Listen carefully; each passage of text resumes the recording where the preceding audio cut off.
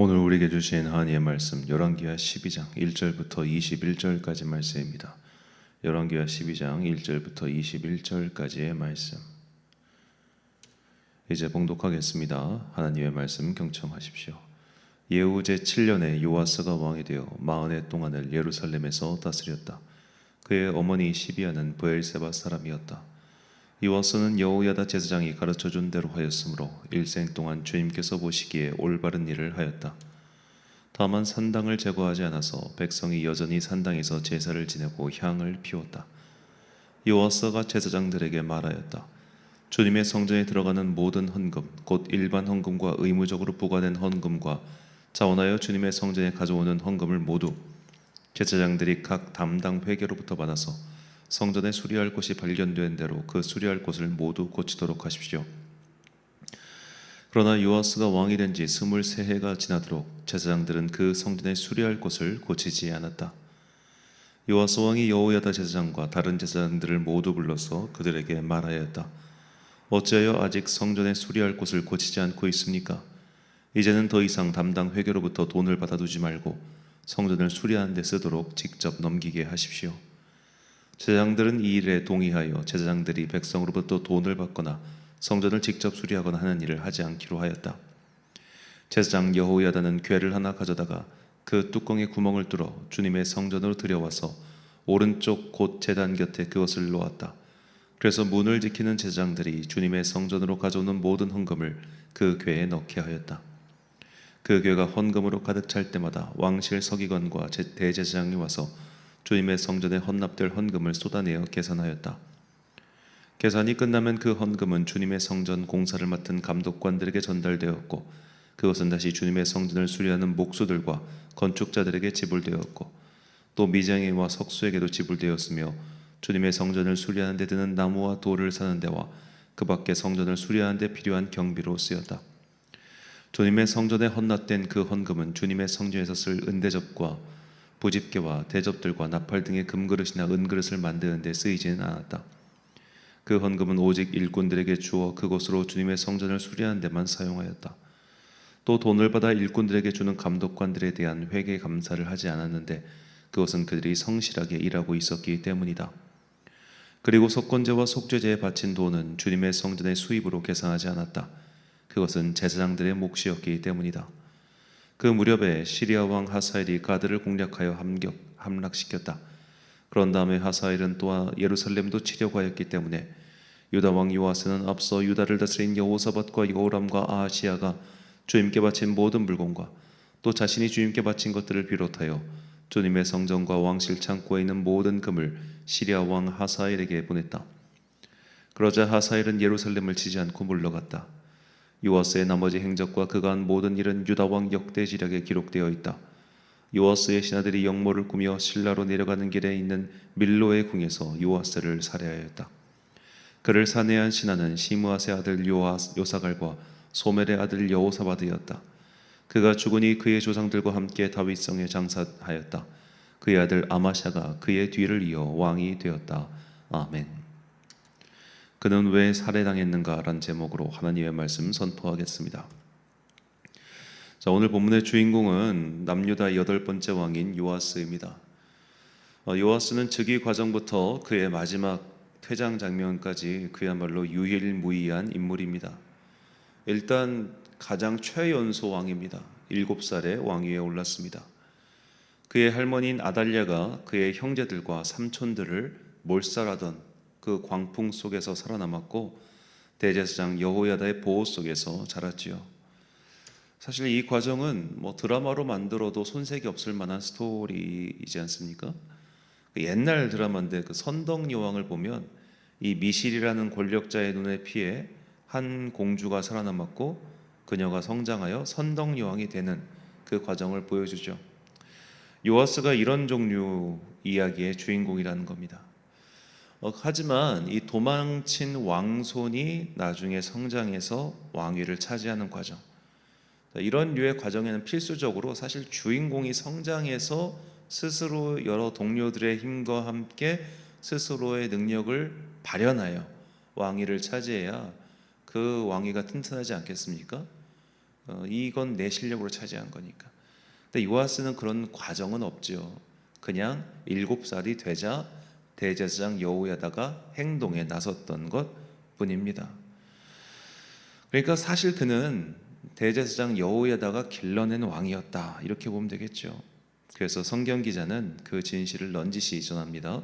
본문 2절 말씀. 요아스는 제사장 여호야다가 그를 교훈하는 모든 날 동안에는 여호와 보시기에 정직히 행하였으되. 자, 이 증언은 요아스가 여호야다가 죽은 후에는 그렇지 않았다는 뜻이기도 하죠. 섭정, 그러니까 왕을 대신해서 통치하는 이 섭정이 끝나자 폭주하는 왕의 이야기는 너무나 흔하죠.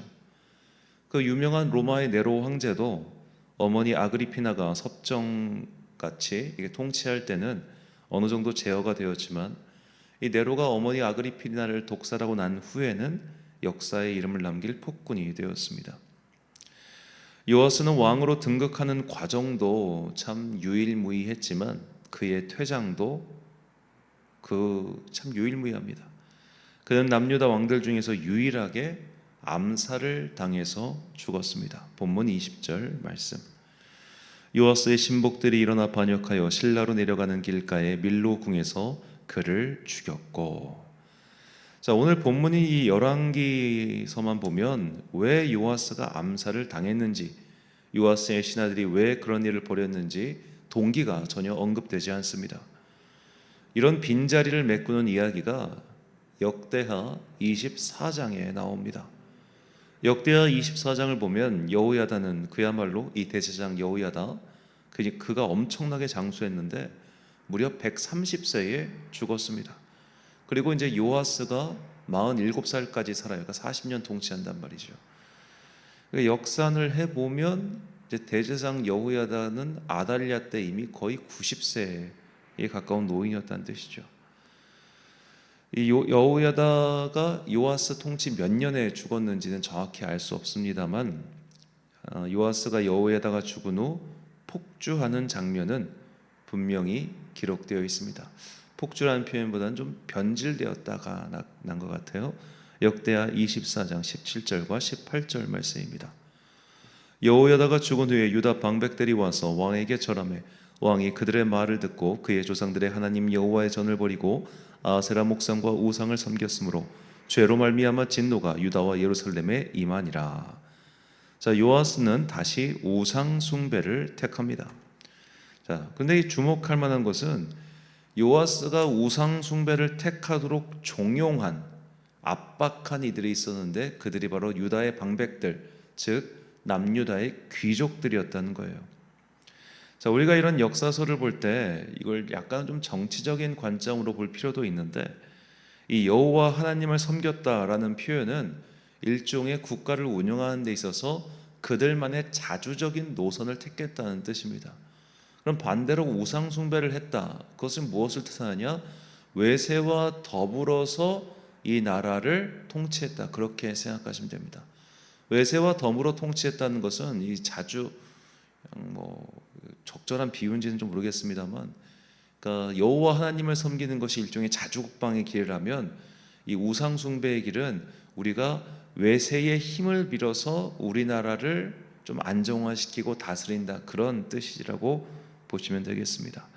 왜냐하면 이 고대 세계에서는 이렇게 종교라고 하는 것은 단순히 어떤 믿음의 영역에 국한되지 않고 그야말로 정치, 사회, 경제 모든 분야에서의 그 삶을 결정하는 요소였기 때문이에요.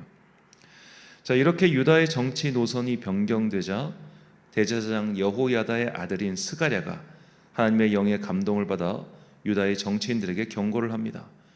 하지만 그 일로 인해 스가랴는 왕의 명령에 따라 처형당하죠. 역대하 24장 21절과 22절 말씀. 무리가 함께 꾀하고 왕의 명령을 따라 그를 여호와의 전의 뜰 안에서 돌로 쳐 죽였더라. 요아스 왕이 이와 같이 스가랴의 아버지 여호야다가 베푼 은혜를 기억하지 아니하고 그의 아들을 죽이니 그가 죽을 때에 이르되 여호와는 감찰하시고 신원하여 주옵소서 하니라. 아멘. 자, 결국 요아스는 하나님의 심판을 받게 되죠. 아람의 군대가 쳐들어와서 요아스는 큰 부상을 당했고 그 부상을 빌미로 반란을 일으킨 자들에 의해 암살을 당한 것입니다. 자, 이렇게 보면 좀 억울하지 않겠습니까? 자, 요아스는 유다 방백들의 압박 혹은 회유를 받아서 정치 노선을 변경했어요. 하나님을 섬기는 길에서 우상을 섬기는 길로, 하나님을 섬기는 자주적인 나라에서 외세와 함께 더불어 우상을 섬기고 외세의 힘을 빌어 통치하는 나라로 방향을 전환한 거예요. 그가 하사엘에게 여호와의 성전에 있는 기물들을 몽땅 긁어다가 이제 군대를 물리는 조건으로 일종의 강화 조약을 맺게 된 그것조차도 사실 그런 맥락으로 볼 수 있겠죠. 그렇다면 왜 유다의 방백들은 이에 대한 벌을 받지 않은 것인가? 그러니까 이제 왕이라고 하는 것은 어찌 보면 책임의 총체였던 거예요. 설령 내가 귀족들의 압박을 받아서 여러저런 외국의 왕들의 압박을 받아서 이런 노선을 택했다 할지라도 그에 대한 책임을 져야 되는 자리가 왕의 자리였다는 겁니다. 자, 우리는 요아스의 삶을 좀 더 입체적으로 봐야 합니다. 요아스는 왜 살해당했는가요? 그가 단순히 우상을 숭배했기 때문에 살해당한 것인가? 그렇게 볼 수는 없습니다.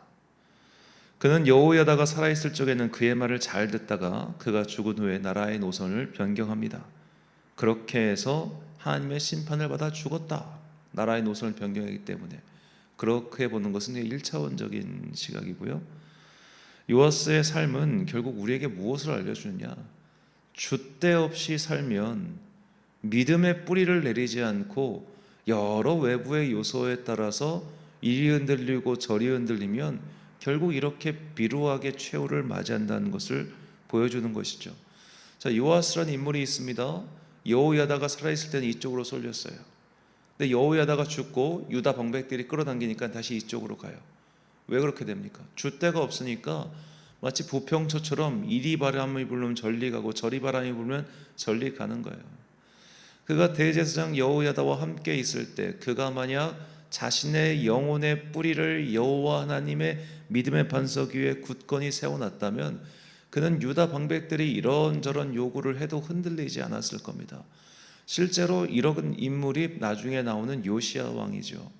유다의 방백들이 계속해서 이런저런 말을 했지만 그는 굳건하게 흔들리지 않은 사람이었어요. 그도 또한 어린 나이에 왕이 됐지만 그는 흔들리지 않았고 요아스는 흔들리는 삶을 살았기 때문에 그의 마지막이 참 이렇게 다른 겁니다. 그래서 믿음의 반석 위에 서는 것이 중요합니다. 요아스와 같이 상황에 따라서 이리 흔들렸다 저리 흔들렸다 하는 사람들의 실태를 우리 예수님께서는 씨 뿌리는 자의 비유를 통해서 이렇게 말씀하셨습니다. 마가복음 4장 15절부터 19절까지 말씀입니다. 말씀이 길가에 뿌려졌다는 것은 이들을 가리킴이니 곧 말씀을 들었을 때 사탄이 즉시 와서 그들에게 뿌려진 말씀을 빼앗는 것이요 또 이와 같이 돌밭에 뿌려졌다는 것은 이들을 가리킴이니 곧 말씀을 들을 때 즉시 기쁨으로 받으나 그 속에 뿌리가 없어 잠깐 견디다가 말씀으로 인하여 환난이나 박해가 일어난 때에는 곧 넘어지는 자요 또 어떤 이는 가시떨기에 뿌려진 자니 이들은 말씀을 듣기는 하되 세상의 염려와 재물의 유혹과 기타 욕심이 들어와 말씀을 막아 결실하지 못하게 되는 자요. 자, 믿음의 줏대가 없는 사람, 아직 믿음이 그 반석 위에 굳건히 세워지지 않은 사람은 외부의 환경 요소가 변화하면 그것 때문에 흔들립니다. 삶의 어려움이 닥치면 믿음이 흔들리고 내 생각대로 일이 풀리지 않으면 믿음이 흔들립니다. 그것이 건강이든 재산이든 인간관계든 내 생각대로 풀리지 않으면 믿음이 무너지거나 흔들리는 이들이 너무나 많습니다. 이게 다 믿음의 줏대, 믿음의 주춧돌이 바로 서 있지 않아서 그렇습니다. 믿음의 줏대를 세우기 위해서는 어떻게 해야 됩니까? 하나님의 구원의 체험이 필요합니다. 다른 말로 구원의 확신이라고도 하죠. 이것이 없으면 설령 지금 하나님의 일을 하고 있는 사람들도 흔들립니다. 존 웨슬리가 대표적 사례죠. 그는 미국 조지아주 선교 여정에서 그야말로 처참하게 실패합니다. 그의 목사 인생이 스스로 생각하기에도 끝났다고 말할 정도였습니다. 자, 그런데 그때 그가 낙심하고 런던으로 돌아가는 배 안에서 모라비안 공동체 대표 목사가 그에게 묻습니다. 당신 구원의 확신이 있습니까? 그 말에 웨슬리는 대답을 못해요. 그래서 모라비안 공동체와 함께 계속해서 기도 모임에 참석하지만 그의 마음에 평안은 없었습니다. 그러던 어느 날 그가 그 모임에 참석하기 위해서 터벅터벅 걸어가고 있던 그때 그 모임에서 들려오는 그 루터 로마서 강의 서문의 그 글을 듣고 그의 마음속에 따뜻한 성령님의 기운이 임재하죠. 느껴집니다. 그가. 자, 그래서 그의 이전과 이후의 삶이 달라져요. 외적인 건 똑같았습니다. 내면의 동력이 달라졌습니다. 그가 성령을 체험하기 이전에 웨슬리는 자신이 살아온 믿음의 전통과 자신의 지식과 자신의 경건함을 의지하여 살았다면, 그가 성령의 임재를 체험한 이후엔 성령님께서 주시는 그 내적인 힘을 가지고 살았죠. 우리도 이처럼 믿음의 반석 위에 선 신앙인이 되어야 됩니다. 그래야만 줏대 없이 이리저리 흔들리지 않죠. 부평초와 같이 흔들리는 믿음이 아니라 대지의 뿌리를 깊이 딛고 서서 광야에서도 견실하게 살아있는 로뎀 나무와 같은 성도가 되어야 합니다. 예수님께서는 우리가 믿음의 반석 위에 선 성도가 되기 위해서 무엇을 해야 하는지 이미 알려주셨습니다. 마태복음 7장 24절과 25절 말씀입니다. 그러므로 누구든지 나의 이 말을 듣고 행하는 자는 그 집을 반석 위에 지은 지혜로운 사람 같으리니 비가 내리고 창수가 나고 바람이 불어 그 집에 부딪히되 무너지지 아니하나니 이는 주추를 반석 위에 놓은 까닭이요. 아멘. 사랑하는 천안광성교회 성도 여러분, 그리고 이 새벽을 함께 깨우고 계신 귀한 주님의 자녀 여러분, 우리는 요아스의 등극과 퇴장의 과정을 통해 믿음의 확신 없이 이리저리 끌려다닌 비루한 인생이 어떤 결과를 맞이하는지 봤습니다. 우리가 이렇게 끌려다니는 인생이 되어서는 안 됩니다. 누군가의 믿음 때문에 내가 어쩔 수 없이 신앙생활을 시작했다 할지라도 이제는 그 신앙이 나의 신앙이 되기 위해서 각자 구원의 체험이 필요합니다. 그렇다면 이제 그런 구원의 체험을 위해 각자의 자리에서 말씀을 실천하는 자가 되십시오. 그렇게 해서 구원의 확신을 체험하고 믿음의 반석 위에 서지 않으면 우리는 환경에 따라 하나님께 붙었다가 다시 나쁜 쪽에 붙었다가는 그런 줏대 없는 자가 될 뿐입니다. 주님의 말씀을 실천하면 우리는 반드시 하나님의 은혜를 체험할 것이며 그 체험이 우리의 믿음을 한층 단단하게 만들어줄 것입니다. 내가 오늘부터 무엇을 실천할 것인가, 그것을 결단하고 시행함으로 각자의 믿음을 반석 위에 올려놓는 주님의 자녀가 되시길 예수님의 이름으로 축원합니다. 기도하겠습니다. 사랑과 은혜가 풍성하신 아버지 하나님, 요아스는 아쉽지만 그의 믿음이 반석 위에 있지 못했습니다. 그래서 그의 후견인이 살아있을 때는 후견인의 믿음을 따라갔다가 그의 후견인이 죽자 곧장 방백들의 의견을 따라 하나님을 등지는 길을 선택했습니다. 우리가 이렇게 줏대 없이 살면 결국 그의 마지막이 비루할 뿐임을 깨닫게 해주시니 감사합니다. 이제는 우리의 믿음을 믿음의 반석 위에 올려놓기를 원합니다. 그러기 위해 내가 실천해야 될 주님의 명령이 무엇인지 깨닫게 하여 주옵소서. 각자에게 원하시는 하나님의 뜻이 있사오니 이제는 말씀을 읽고 기도하고 또한 말씀을 듣는 과정에서 오늘 나에게 원하시는 주님의 자녀로서의 삶의 모습이 무엇인지를 깨닫게 하시고 그래요 그 모습대로 열심히 살아가게 하여 주옵소서. 그리하여 이 세상 떠나고 주님 앞에 서는 날 여러 가지 세상의 유혹과 시험이 몰려올 때에도 너는 믿음을 지켰구나, 잘했구나, 충성된 종아라고 칭찬받을 수 있는 주의 자녀들 되게 하여 주옵소서. 한 주간의 업무를 시작하는 월요일입니다. 그리고 이번 주가 지나면 이제 다음 주부터는 믿음의 한 해가 새롭게 시작됩니다. 이 대림절기를 기대하고 또한 믿음의 새해를 기다리며 우리 안에 내가 무엇을 해야 할까, 내가 무엇으로 주님을 기쁘게 해드릴까, 그것을 생각하고 고민하고 실천하는 거룩한 자녀들 되게 하여 주옵소서. 오늘 하루도 참 좋으신 우리 주님의 은총과 평강이 모든 교우들과 함께하기를 간절히 소망하오며 이 모든 말씀 우리 구주 예수 그리스도의 이름으로 기도드립니다. 아멘. 오늘의 기도 제목입니다. 나는 구원의 확신을 가지고 믿음 생활을 하고 있습니까?